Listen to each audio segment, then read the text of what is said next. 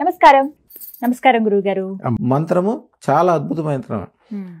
అసలు అదృష్టలక్ష్మి అంటేనే ఐశ్వర్యానికి సంబంధించింది. ఐం హ్రీం శ్రీం అదృష్ట మహాలక్ష్మి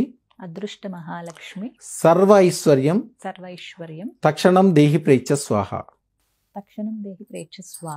మంత్రం చాలా సింపుల్ మంత్రమే, కానీ ప్రపంచంలో ఉన్న అన్ని పాజిటివ్లు దాంట్లోనే ఉన్నాయి. ఐం హ్రీం శ్రీం అంటే మీకు తెలుసు కదా. ఐం అంటే సరస్వతి, హ్రీం అంటే శక్తి దేవత, శ్రీం అంటే లక్ష్మిలో ఈ టైంలో అదృష్ట మహాలక్ష్మి.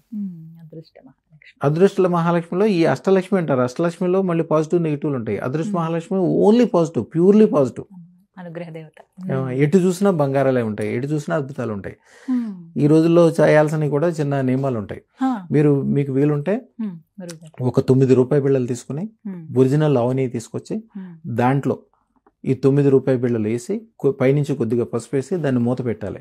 ఇప్పుడు మీకు చెప్పిన మంత్రం 1008 సార్లు ఈ శ్రావణ మాసంలో ఈ 90 రోజుల్లో ఏదో రోజున 1008 సార్లు రాత్రిపూట మంత్రం చదువుకుని ఆ గాజు సీసాని, రూపాయి బిళ్ళ ఉన్న గాజు సీసాని మీరు ఎక్కడ పెట్టినా కూడా, వ్యాపార స్థలంలో పెట్టినా, ఇంట్లో పెట్టినా, డబ్బులు పెట్టుకునే చోట పెట్టినా, లేకపోతే బంగారాలు పెట్టే చోట పెట్టినా కూడా ఆ రూపాయి బిళ్ళలు ఆవినీలో ఎట్లా మునిగినాయో మీరు అట్లా ఐశ్వర్యంలో మునిగిపోతారు. అది ఉన్నంతసేపు మీ ఇంటి నిండా డబ్బు బంగారమే. అదృష్టరత్నం యొక్క పవర్ ఇదంతా అనమాట.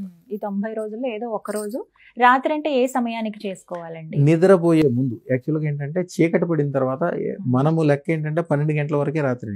యాక్చువల్గా శాస్త్రాలు అది లేదు. రాత్రి చీకటి పడిందంటే సాయంత్రం 7 గంటల నుంచి రేపు 7 గంటల వరకు.